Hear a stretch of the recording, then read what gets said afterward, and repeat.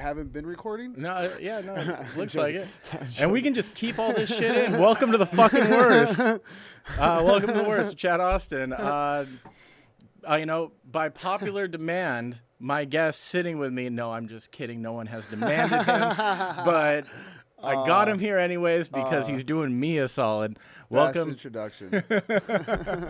Welcome, Brian Blank. Hey, thank you. Thank you for having me. I appreciate that. Dude, I mean, I put out the call in like pure desperation, and we've already talked about this a little bit, but Andy Dick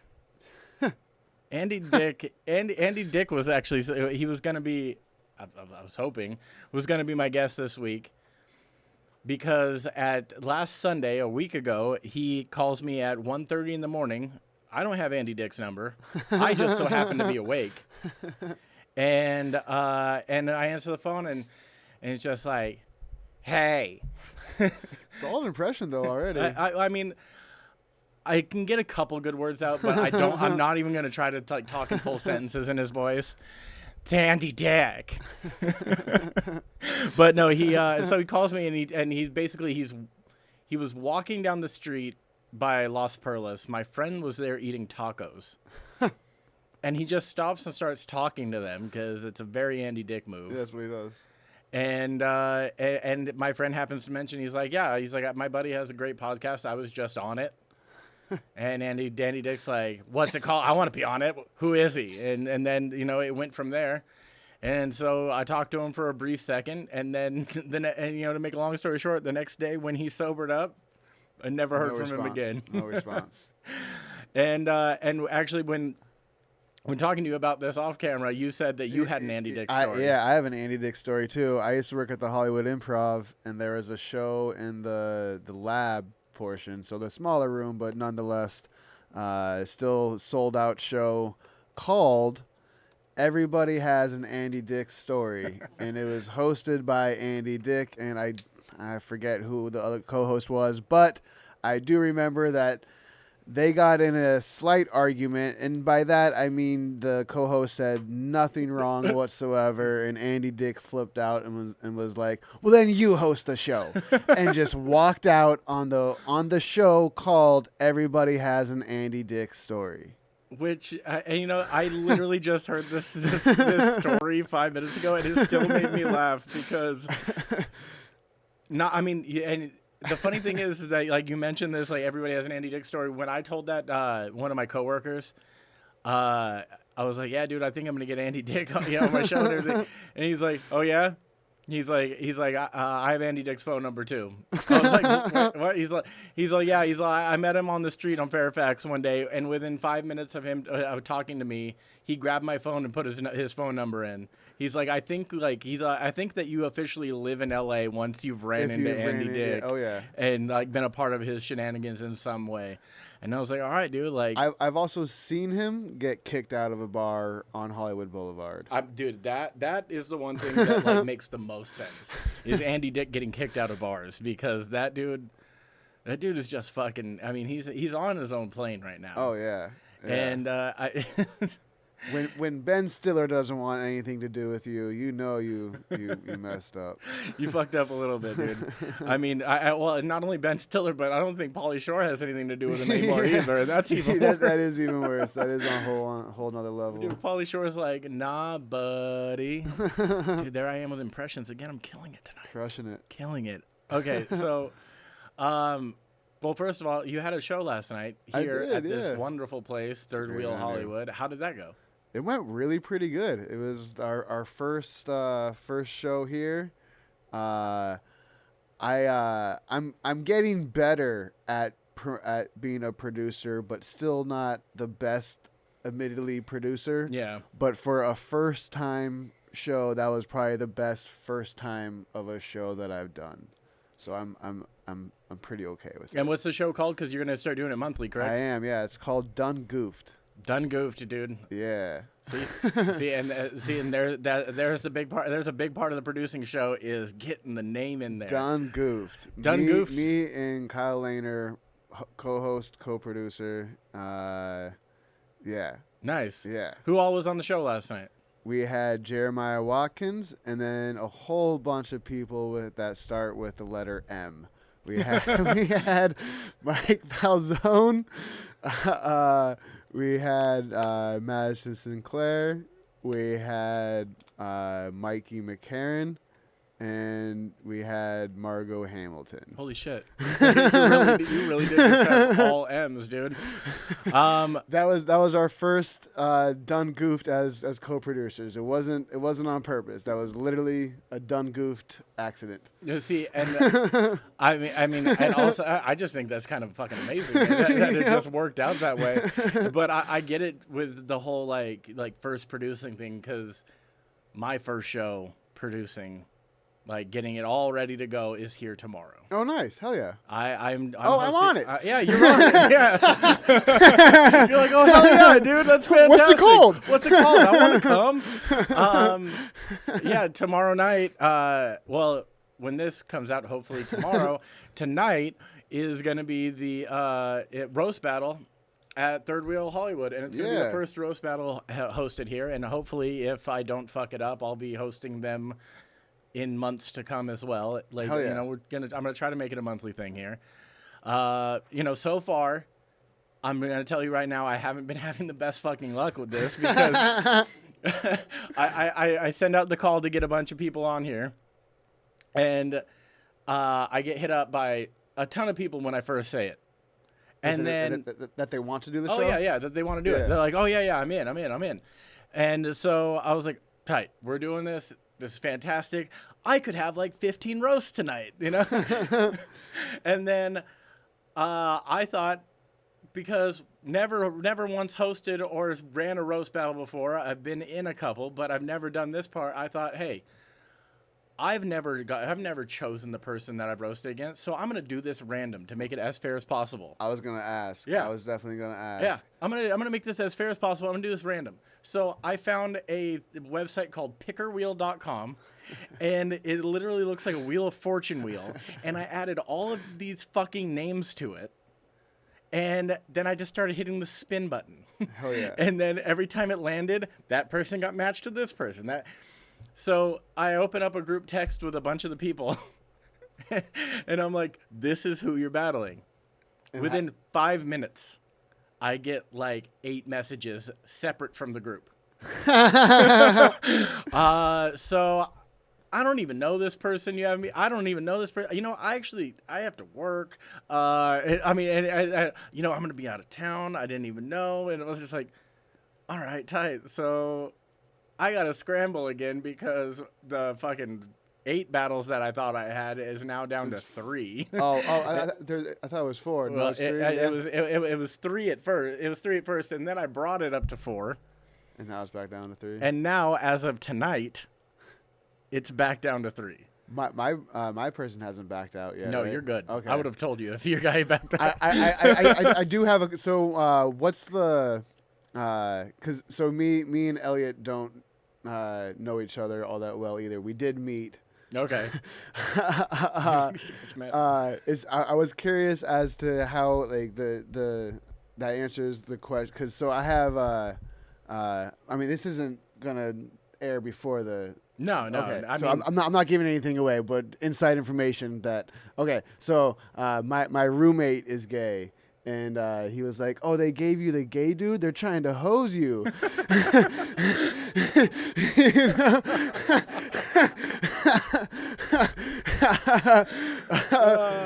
So I have a couple tricks up my sleeve to try to even out the playing field. But what is the format though? As far as like how long are the rounds? It's gonna be 5 single jokes. 5 single jokes? Okay. Back and forth with rebuttals. Okay. So like I tell one, he tells one? Yeah. Okay. You tell one, and then he can blah blah blah, and then go into his, and then you can blah blah blah and go into yours, and so little shit talking, then your written joke, little shit, just like that. Where 5 rounds of just that, just coming with what you got. Yeah. All right. I like Yeah, I see, that was the thing, is like I knew with doing it as a bunch of people that didn't know each other, I was like, I'm not gonna make this too hard, like, because I went to I really liked this show. I went to Comic Wars out in Silmar, Yeah. and the way that they have theirs set up is they do 3 rounds, but the first 2 rounds are a minute each. Yeah. So they're just rapid fire, like for a minute, just going. And because Elliot is like he does that often apparently. Yeah, he judges there. He's like a judge now, and that's what he was. Because when we met, he was like, "Do you know the rules?" Like, no, I don't know the rules for this one. But I kind of like this better because, and also like, because in an actual street roast battle, you probably don't know the person that you're going up against. You're going straight off of looks and impressions. It's not like you're going to be able to be like, oh, yeah, hey, this person's mom struggles with a disability. You know, like, you're just going off of... Have you ever tasted her cookies? Yeah, you're just going off of straight impressions and fucking, like, yeah. And also, I mean, that was, like, also why I kind of, for most of you... I tried to make it like I made the matchups 2 weeks ago. So like if you could talk through Instagram or whatever it may be, like send each other a fucking paragraph like, hey, check this out. My dad's dead. He used to call me gay when I was a child. And now I'm just saying things about myself. But yeah, no, I mean, like, you know, whatever. And then like they give them like, you know, load their gun a little bit, you know, if you will. But, you know, and then I've had people like tonight with the kid that bailed on me, and I should have saw it. I mean, I fucking should have saw it coming, and I have a great plan to make a video of us starting a chant tomorrow where we're all saying fuck and his name. But he's actually in my industry. He's a bartender, and he hits me up when I first say that I'm doing this, and he's like, I want to try. And I was like, all right. And I was like, and he thinks he's really funny because he started a meme page once pandemic hit and he couldn't bartend anymore. Oh, cool. And I was like, that's cool, man. Like you do actually, you know, for the bar industry, you write some decent jokes that are very niche, but like you do. Yeah. And I was like, all right, well, I'll give you a shot. You can be the first battle of the night. Like, and he was like, yeah, I'm down. Cool. So I pair him up with this kid, and you know, after I paired everybody up, I kind of left it to everybody to do their thing. Like, you know, jump off into your own chats, talk to each other, whatever you want to do. And I didn't hear anything, but like a couple people would hit me up occasionally, be like, oh, hey, so this, that, and the other, blah, blah, blah. But from these two, completely silent, like radio silence completely. And I was like, oh, something feels weird. And then tonight at like 5 p.m., I get a text message, and he's like, so I got a cold. And I was like, you're a fucking liar, dude. Yeah. And I was like, he's like, I got a cold, and I just don't want to get anybody else sick. It's not COVID, but I just don't want to get anybody else sick. I'm not going to come tomorrow. So then I hit up the kid that he's battling, and I was like, yo, your opponent's just bailed. He says he has a cold. He's not coming tomorrow. Do you have any homies that you can go up against? Because right now I have nobody for you. Yeah. And he's like, and right now I think he still is scrambling to find somebody. Yeah. But so and then the part that got me where I knew this kid was full of shit about having a cold, he's like, yeah, man, I thought it was weird. He's like, I hit him up like almost every day for like the last 2 weeks, and he only like answered me once out of the entire time. And I was like, yeah, he was planning to bail. He was planning to bail, but he at least he lied about the cold, but didn't want to up it to, you know. He felt comfortable lying about a cold. Yeah. But he's like, it's not COVID. It's not COVID. It's not COVID. You know, like, so if you see me out and about the next day, don't worry about it. It's cool. I'm not gonna kill anybody, but I'm just worried about the next 48 hours. Yeah. He's like, specifically Monday night at 8:30. I'm worried about that. It's gonna be rampant cold. Like, real it's gonna runny be. Nose. He's all, it's going to be the height of it. He's all, you know, I feel the symptoms right now. Tomorrow will probably be the worst of it. By Tuesday morning, I should be fine. But yeah, dude. So, I mean, I'm excited. I'm nervous. First hosting a show in a year and a half. Yeah. I haven't really done shit since COVID. And yeah, it's going to be fun though. We're roasting. We're having a roast battle. I'm excited about it. I've only done one other roast battle at the Comedy Store, and I didn't know what I was getting myself into. Okay. I lost immediately when they asked, "Why do you want to roast him?" I was like, "I don't know." It didn't matter what Yeah. I said. I didn't know that Yeah, that you you were didn't- supposed yeah, to you didn't like come you're with supposed the- to call him a piece of shit Yeah, or yeah. whatever. I was just like, I don't know. You know, it sounds like a I good lost idea. immediately. Who are you battling? A person named Albert S. I can't pronounce his last name. Oh, I okay. feel awful. I'm gonna butcher it. It's all good. Okay, so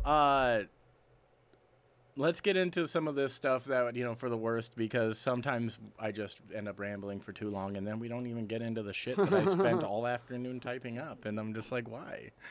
Why do I do this to myself? All right, so first of all, let's just get into some of the worst news of the day. Starting off, OnlyFans. I don't know if you saw this news. I'm pretty sure everybody did. Yeah. Well, I've heard about it. Yeah. It's like I've been canceling subscriptions left and right. OnlyFans is dropping sex workers. They're going no pornography on their site now. I mean, I personally I don't know a single person that subscribes to something that is not pornography. So I don't know where. I mean, do you know of anybody that actually has an OnlyFans that does it for like educational purposes or like? I know of a comedian that she said she always would get, and she talks about it on stage, but she wouldn't go nude, but she would always get requests, and then once people found out that or realized that she wasn't going to go nude, they would unsubscribe. Just drop it, right? Yeah. So also, here's another question that I mean, obviously, you might not be able to answer it because you don't work in the industry of sex work. But do you think that OnlyFans considers like the girls that just do like feet pics pornography? Because I think that's a big racket on there too. I mean, think. I don't think so. That's a harder question than I would have expected right from the get go. Right? I mean, honestly, that one as I started thinking about this, it just popped into my head right now. And so mainly, I was actually asking myself that question. Yeah, too. yeah. I was like, is that porn? Like, I mean, dudes are jerking off to it. I wouldn't clarify it as porn, but I guess that's also why I'm not in the industry. Yeah. I mean. And also, I mean, I don't understand it because I'm not a feet guy. I fucking me think either. they're gross. Yeah, I think feet are fucking ugly and nasty, and I don't even want to touch my wife's. Like, I was like, get those fucking things off of me. Yeah. Nasty ass little. They smell. Yeah, dude. Like they go in shoes all day, or they're in sandals, and I mean, it doesn't matter, but they're always somewhere that you shouldn't be putting them in your mouth. And there's a lot of people that just go straight to the mouth with fucking feet, and I don't get it. But I mean, it's just like, what I really don't understand what it is. It's like, is it gonna be like dudes like teaching you how to fix cars on OnlyFans, or is it like, I mean, I would like us to come up with at least one thing that we could sell on OnlyFans to people. Ooh, okay, all right. Cooking recipes. Okay. Like here's my 5-minute recipe for fucking gumbo. Yeah. I don't think you can make gumbo in 5 minutes. I don't think you could either. But I mean, if you could make a lot of money off of that.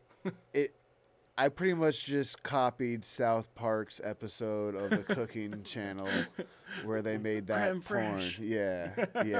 Because that's the closest thing. It really is. I mean, I guess what else could we like? Maybe I mean, there's a lot of stoners out there. We could do weed reviews. I mean, yeah, but I mean, I don't think people when are paying for that. as a stoner, do you really like? If I see a review, I for like a certain strain, I'm like, well, that's your opinion. Yeah, man. yeah. You might not be into cuz, you know what I mean? Like, See, I like it all. Yeah. See, So- here's the thing. To me, they all do the same exact thing. Yeah. I turn into a paranoid mess, and then I get hungry, and then I go to sleep. and it's always in that order. And I'm terrible at smoking weed. Like, I was just telling Mike outside the other night. My wife only smokes wax, and we don't keep anything else in the house because I have an 11-year-old daughter, and it's harder to hide the shit that smells. So, like, you know, you just hit the wax pen, and then, like, you hold it in, and then there's, you know, so this heavy hitter's battery that I just bought her, it has, like, 3 different settings, and it's, like, blue is the lightest, and green's the mid, and then if you turn it to red, it's, like, you're just, like, fully fucking ripping your balls off. Pens are too much, I think. Yeah, and that's the thing too, is like maybe that's why I can't smoke weed, because all I ever smoke is this fucking pen, like late at night.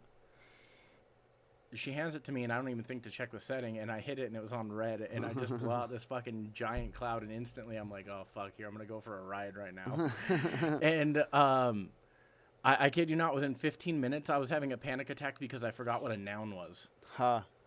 I was like, it's the person, place, or thing, right? Like that's a noun. Is oh fuck. And but then after that, after stupid shit, it always just goes into like every past mistake I've ever made, and then I'm just thinking about it. I mean, like pens, I'll cough so much more. I'm not gonna. I smoke a lot. I'm like a double-digit blunt smoker a day. Dude, good for you. I wish I could do that. I love flower. I love blunts. It's like, and I mean, I used to dab a lot too, but a pen, it's not gonna make me more high, but I will cough so much more than I will on a blunt or even a regular dab. And then I get that just like scratchy and dry, and I just I hate it. But it's like all I have, and as a person who formerly used to be addicted to everything else, it's like I like to feel a little bit of a head change at the end of the night, even though it causes me a lot of grief to do so. I used to take Percocets by the handful, like I was eating fucking peanut M&Ms. Like I like at one point I was like I was taking like 40 a day. That's a lot. It's a lot. It's a lot. I should not be alive, but here I am. But yeah, so like, but now it always seemed weird to me that like all the harder drugs I felt like I could take with no problem, but then weed scares the shit out of me.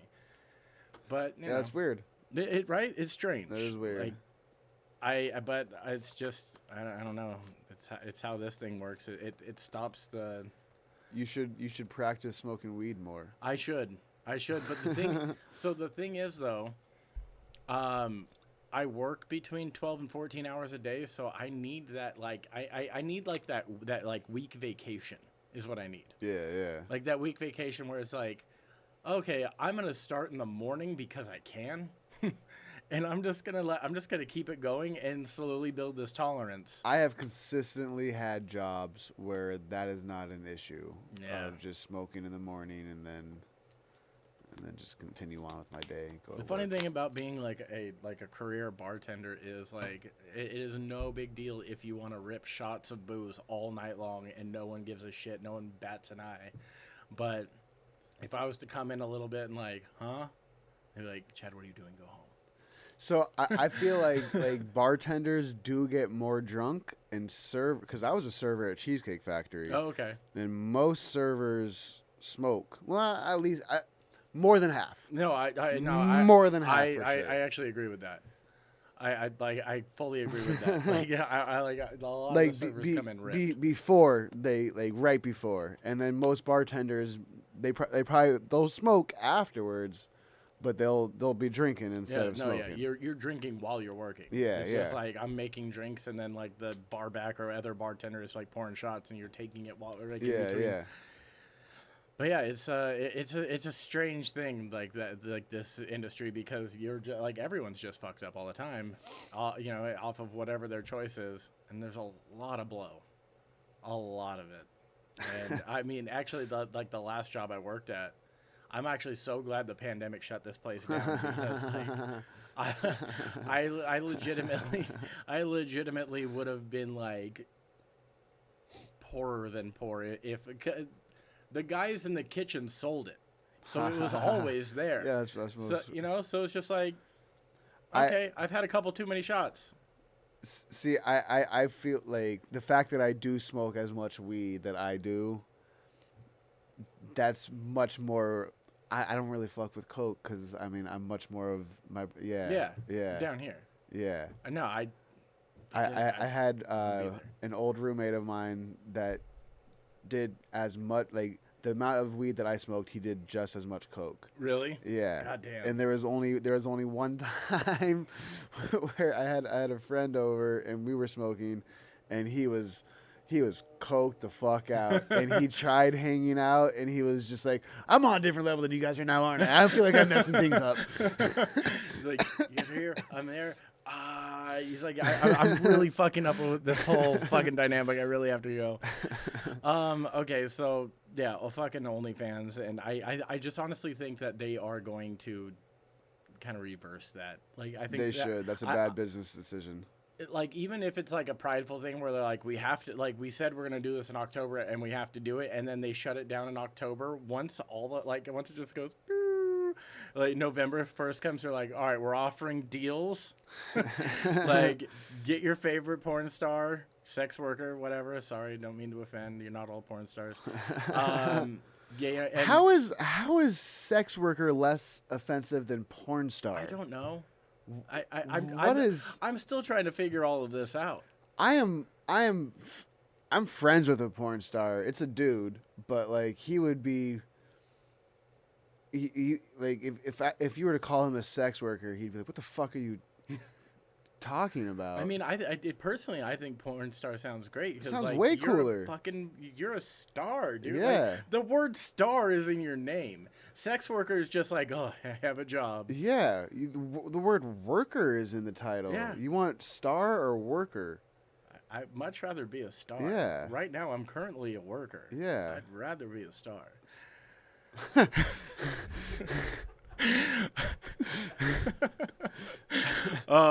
All right. So, I don't know. Did you hear Donald Trump's most recent speech on woke culture? No, I haven't heard anything from Trump. And what was the election? So apparently they're letting him back in front of podiums again. Oh, awesome. And I came across this clip via Twitter, and it's like a 30-second clip, and it's just Donald Trump going, "You know what woke means? Loser." Oh, and I mean, God damn it! Wait, I think I have the whole quote because it's fucking fantastic. It's like, oh man, does he have writers? Dude, honestly, if he doesn't, he's so good off the top of the dome. If he doesn't have writers, you're good. You know what woke means? It means you're a loser. Everything woke turns to shit. Okay, it's true. It's true. Look what's happening. Like, so I mean, he really just if he doesn't have writers and he just flies off the handle with this shit, like I've heard a few comics talk about it as far as like he's probably one of the funniest, like unintentionally one of the funniest presidents we've ever had. And I know he like did a little bit, but he would have been one of the best wrestling managers. Oh my! Yeah, you're right. He did do a little bit, and he would have killed it in that. Yeah, he would have been like that Vicky Guerrero, but like 5 times as unlikable and popular. Dude, I mean, seriously though, like if he put all of that into just being the manager of like whoever is the big heel in wrestling. Oh my God, dude! Paul Heyman, who he would destroy, dude. Like that's all he does. I feel like whoever's running the government, because I mean it's not whoever's running the government probably was a wrestling fan and saw Trump do that, and just it was like 8 years in the making, 12 years in the making, whatever. But they're like, yo, this is. He's too good not to. Yeah, at the moment where it's like what 3 years before he even thinks about running, and he's just on TV calling Rosie O'Donnell a fat pig. It's like, whoa, dude, you're just going with it, aren't you? He's like, yeah, say whatever the fuck I want. He's like, oh, president has to have his own Twitter. No, keep in mind, fuck you guys. He's like, and I'm gonna tweet whatever I want at 3 a.m. You can't stop me. I'm saying it. He's a wild man. We need dude. more ratings. We got to get this guy in. He's like, you're jacking up. And it's crazy, too. Like, I mean, because if you talk about ratings, I think in a weird way, he worked for everybody because, like, the liberal side of the media never had more to talk about than when he was in the office. Oh, man. I mean, they had a 24-hour news cycle on just shit he said. He forced everyone to be something. Yeah. You had to stand for something. Like, I mean, there was... Oh, you have no opinion on him? Yeah. Nothing? Yeah, exactly, right? It's like, how fucking dare you? Say something.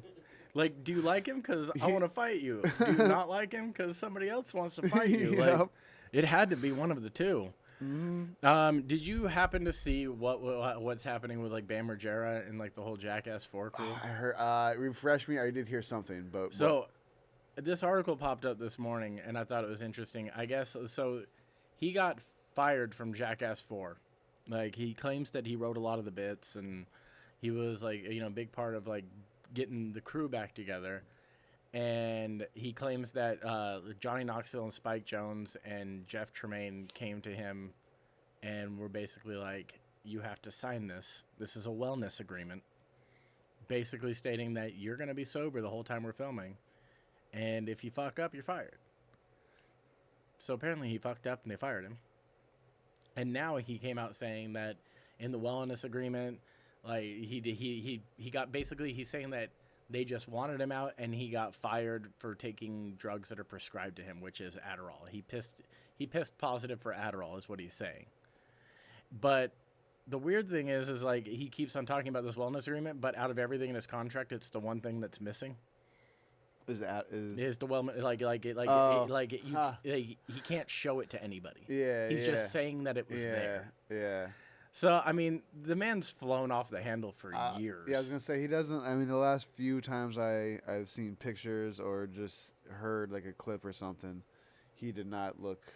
He's starting to look like it. Like remember his uncle Don Vito, with the eyes going this way and the fully round face. It's karma. Yeah, dude, beat the shit out of your dad more often. Fucking punk your mom all the time. I mean, I don't know, man. I just thought that it was kind of like a wild story because these guys, I mean, they've been friends forever. Yeah, when you think about it, I grew up watching these dudes be the homies, you know. Yeah. I was like, and thinking like, damn, dude, like I want a friends group that's that tight, like for like that many years, and just able to like fuck around with people, and no one takes it seriously, and you're all just having fun. Was Steve-O in the movie? Did he have to sign it or something like that? Yeah. I think. I mean, he's been clean for a while. He's been clean for a while. I think Bam was the only one they made sign it. Like, because everybody else like has their shit together. Yeah. You know, Johnny Knoxville's so fucking like old and I mean fully gray now, and Steve-O is just like full on like. You know, he gets himself constantly fucked up still and won't even take a painkiller now. Like, that's how sober he is. But, yeah, dude, Bam's just going off the rails again. All right, one last little thing of news is a man in Florida held a WaWa clerk up with a knife for a Snickers bar. Florida? Yeah. Florida, he held a WaWa attendant up for a Snickers bar. He walked in and started demanding free shit. And when they told him no, he pulled out a knife and said, "Are you really going to make me do something stupid for a Snickers bar?" Now, all I've been able to think about since I heard this was all of those old Snickers commercials. Yeah. It's like, hungry, why wait? Yep. You know, it's just... you turn into a different person when you're hungry. I mean, they should really just take this headline. That's a live Snickers commercial. If they're smart, they should should just like run with this headline and just like put a Snickers ad on top of it and like put it in a magazine. It's pretty fucking fantastic. The most playful robbery ever is what they should turn it into. And the guy's like, he's like, yeah, I pulled out the knife. He's like, but I don't think I threatened anybody. How'd you get a lifetime supply of Snickers? I was gonna rob someone. I was gonna kill him. He was like, and dude, Snickers thought it was hilarious, and now I have a lifetime supply. He's like, this 19-year-old kid was so scared. He's like, all I wanted was a fucking Snickers, man. Dude, there's just a pallet shows up in front of his house. They're like, "Sir, you're set. Please don't go stab anybody. Like, just put a couple of these in your pocket. If you're going on a long road trip, just remember you have a couple in your glove box. You're fine." How'd you end up in jail? Well, I thought it worked for Snickers, so then I went to a bank, and I thought that they would just give me money, lifetime supply. Turns out banks don't have as much sense of humor as Snickers. Pulls out a pocket knife. Don't make me do something stupid for a $20 bill. It's like, sir, you're at a bank. All you want is a $20 bill. I said what I said. Now give me the money. I get a lifetime supply of it. Okay, so that fucking ends the news segment. I have a single question for you in a segment I call What's Worse. I'm going to give you two options, and you just tell me which one's worse. Okay. Every time you go on stage in front of a comic you absolutely respect, you bomb completely. Oh, God. Okay. Or, no matter where you go and where you are, once you arrive there, you have to poop as soon as you get there, and you have to do it with the door open. Second one, for sure. I would much rather that. You'd much rather that. I have IBS, so pooping with. I've lived with 2 other comics plus my dog in a small studio loft where that was in San Francisco, and then our other friend group was 15 dudes in a house. So shitting with like any type of scenario, fully comfortable. Yeah. No problem whatsoever. I feel you on the You IBS, have IBS, and you learn you're gonna have to get comfortable. So like, yeah, I actually like less than a month ago for sure, I had a dream that Mitch Hedberg was very much alive and witnessed me bomb. No. And I was in a bad mood the whole rest of the day. I woke up just in a bad mood. Fuck, man. I feel you on the IBS, though, because I'm super lactose intolerant, but I never learned my lesson. So it's just like, oh, man, like, I'm going to eat a cheese plate right now. Wonder what's going to happen. No, you already know what's going to happen. All right, so this section is the worst. We talked about this before we started. I'm just going to ask you about one of your worst, and you can give me a story about what happened. Okay. First one, worst gig you've ever been on. I have never done worse on stage and then never had more people buy me drinks and tell me that I'm good looking than in Baker, Montana. It was my first year and a half. For like maybe even first year. It was like my second or third road show in Baker, Montana. And I was supposed to do a half an hour, ended up doing 15 minutes because the guy that brought me on the road 15 minutes into it, he just looked at me and was like, and like there was one couple, big dude, sleeveless fucking cowboy whatever. Oh wow. And his wife literally did the fucking Simpsons laugh at me, the ha ha, and then Ouch. They came up to me afterwards and the dude was like, buddy, I can see how you're funny, just not our type of funny. Like, make fun of us, tell us how stupid we are. And I was like, all right, lesson learned. And you guys will enjoy that shit. Yeah. It's so weird, but like I get it though. Like being that new into it and not really like. I mean, you're going. Had you ever? Where were you? Baker, Montana. Have you ever been to Montana before? That was my first time in Montana. And by the way, also in Baker, Montana, there's nothing on 80 to 100 miles on each side of Baker, Montana. And driving through it, you see all these billboards of meth capital of the country, guys. Let's do better. You know? And we're driving to Baker, Montana, and nothing for a solid hour. And then you see a house, a tiny house, and a yellow Ferrari parked out front. It's like, oh, there it is. There's the meth guys. That's where they're making it. It's like, who controls the capital here? This guy. Damn, dude. Oh man, that one's. But yeah, no, like I was saying, it's just like when you go to a place that you've never been, and then you're just surrounded by a bunch of people that might not be even comfortable being around, and then just like, do I just start making fun of them immediately when it goes bad? Like, how are they? I mean, at 21, 22, I don't think I mean, I didn't. But now, now I welcome that. Yeah. No, but like, just being that young and being that young into it, it's just like, no, I don't think I can do that right now. Yep. Worst sexual experience. That's my favorite response to this question. I had my first 3-way a month or so before the pandemic. An ex-girlfriend of mine, the good news is if you are good at sex, they will want to come back. And so she hit me up and was like, hey, I have a drunk friend if you want to have some fun. And I was like, yeah, come on over. And but I really hope she doesn't listen. She doesn't follow me. Okay. Yeah, you're good. She definitely doesn't follow me. Hopefully she doesn't listen to this. I was not that into her. I was more into her friend at that point, and her friend was definitely more into me, and like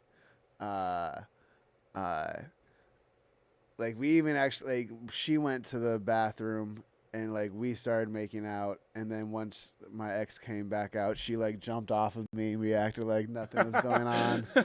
and that's when I was like, all right, I gotta speed things up. But I was 32 or 33 at the time, and they were all like around the same age, 30, 31. So, and you could tell right away it was all three of ours first 3-way.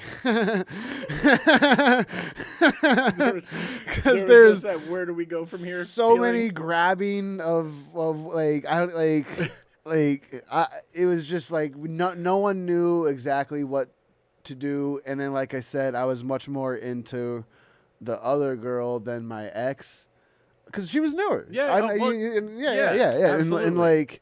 And so like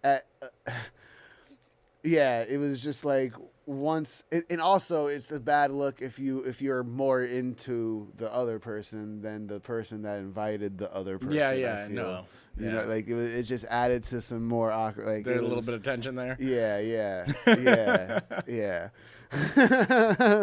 Oh, it's a fun one, dude. I would love to have another 3-way because I mean I feel like my first crack at it was a learning experience, much like Baker, Montana. I've gotten better. I would like to give me another shot. Much rather, I need another Baker, Montana. Worst experience on drugs. I took acid. I lived in Portland for a year. And one of my best friends, shout out to Ganja John,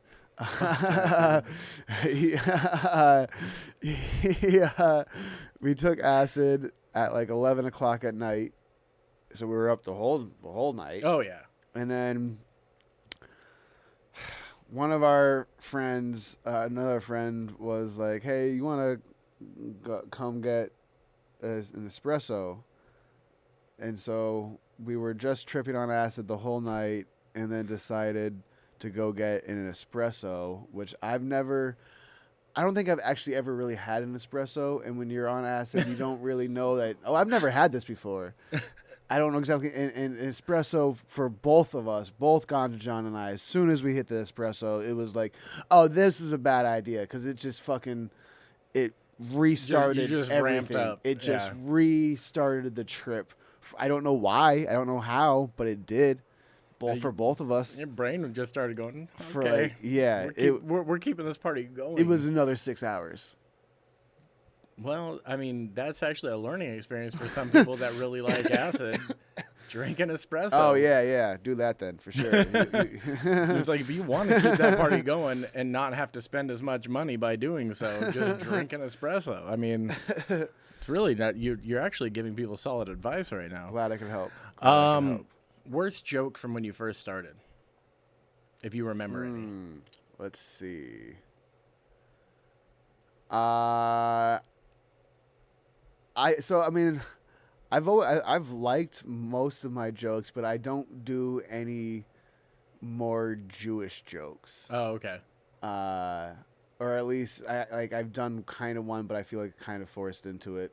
But like, I did a show in Lewiston, Idaho, and it wasn't even like that much of a good Jewish joke, but it fucking crushed.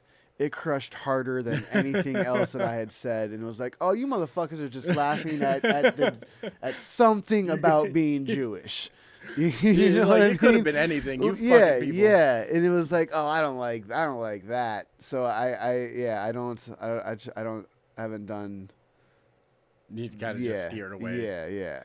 I mean, that right there is a good like it's a good reason too. It's just like, I remember like the very first like open mic I ever did, I did just a stupid ass joke about being on intermittent fasting. And it was just like, yeah, dude, it's super easy. Like, who couldn't eat for 16 hours and be off for 8? Yeah. You know, and I look back and I was just like, ugh, yeah, all right. But so the next thing I want to do, since we're out of the worst, how much time we got? 5? Okay, so we'll actually end it with this: 2 truths and a lie. We talked about this beforehand. And you're ready. No, I know you're ready. I am so ready. I'm going to let you go first. I'm ready. I have a brother that is adopted from South Korea. Okay. I have been in an Adam Sandler movie, and I would have played college basketball, but my scholarship got rescinded because I've had surgery on both my knees. Fuck, man. These are all really good. You were ready for this shit. It's the I'm gonna say the basketball one. All right, yeah. The basketball one's your lie. I wanted that one to be true. I have had surgery on both my knees, and I didn't get a scholarship offer rescinded. I had one letter of interest, though. So okay. I just embellished that one. Yeah. So you went through it so well, and I was like, fuck, man, like, which one is it? And then I was like, I'm just gonna go off the fact that I was just standing next to this motherfucker, and he's not even as tall as I am. So I'm like, the basketball thing might I'm 6 foot. I'm 6 foot. Okay. Okay. But how many people, even in college ball, are just 6 foot? Like, I mean, everyone's a fucking monster. Like, a open challenge to any stand-up comedian. I'll mess you up one-on-one in basketball. Oh, open shit. challenge to any stand-up comedian. I'll holler at you because my bar is trying to. I guess back before pandemic, before I joined this bar, they had like their own little league going. Oh yeah, and they'd go hoop, and like, so I think we're gonna start that back up. So. I will play. All right. Okay, so 2 truths and a lie. I've had a gun pointed at my face 3 times in my life. When I was in school, when I was in school, I hated pooping at school so much that I would, like, at least twice a week call my mom and fake that I was really sick just so she'd pick me up so I can go home and go to the bathroom. And the third one is in 5th grade, I wrote a girl a love letter, and when I was passing it to her, the teacher read it out loud because he caught me. The third one for sure. What teacher is gonna read a whole? Wait, hang on. Like a love note. So like, yeah. Did he read the whole love letter? He actually did. All right, then the third one for sure. Because what teacher is gonna is going to read a whole love letter just to prove a point to embarrass a child in elementary school. So yeah, that one was also an embellishment. That was also an embellishment. You got me on that one because what had happened was I was actually passing one of those like "Do you like me?" notes. It was in 6th grade. And I got swooped on by the teacher. He was actually walking down the aisles, and I didn't even see him. And he came up right behind me and just yoinked right out of my hand. And he goes, "Well, what's this?" And I was like, "Fuck." And then he's like, "Do you want to stand up and read it to the class, or should I?" And I was like, "You just do it." And he's like, "Dear Caitlin, I have feelings for you. Do you have feelings for me?" I was like, "Oh, shit." So he actually did. He did that. Oh He man! did. Oh, but it wasn't dick. like a full fucking love letter. Like, but basically all 3 of those things are true. Oh man, what a dick though! like, I feel like he should have at least when it says "Dear Caitlin," that's when I would have been like, "Oh, let me pre-read this before I give this guy a scarred memory that he still talks about 25 years later." Yeah, right. I am deeply hurt. Okay, so this actually we're gonna do one last thing because it's a speed round. I do it at the end of everything. It's called "Are You the Worst?" I'm gonna ask you a series of questions and you're just gonna give me a yes or no answer. Okay. And we're gonna find out if you're the worst. Have you ever stolen from your parents? Yeah. Have you ever lied to your friends? Yeah. Have you ever lied to a girlfriend? Yeah. Are you a selfish person? I don't think so. That's good. Do you wear Crocs? No. Have you ever been a bully? No. All right, dude. That's it, dude. So, dude. And not bad lies, and not having stolen from my parents recently. Oh, see, okay. Hey, Like, we're talking like 7th grade. we're reformed. We are reformed people. Dude, Brian, thank you for joining me. Thank on you this. for This having has me. been fun. This has been a lot of fun. Appreciate that. So yeah, I mean, you want to plug anything? I know we got Done Goofed coming up in a month again. Yeah, Done Goofed. I don't have an exact date, but it's going to be here at Third Wheel. The show tomorrow night. I have a show. I'm running I know it's not the last Tuesday on this upcoming Tuesday, but I'm running a booked open mic called Cowafunga at Tortuga Brewery, starting on this Tuesday, the 24th, but it's going to be the last Tuesday of every month following. Oh, okay. And then I do have a show called Plausible Deniability on the 26th at Hyperion Public. Dope. All right, so check out all those. Instagram, real name Brian Blank, right? Yep. And Chad Austin, thank you for watching. Yeah. Thank you. Hell yeah.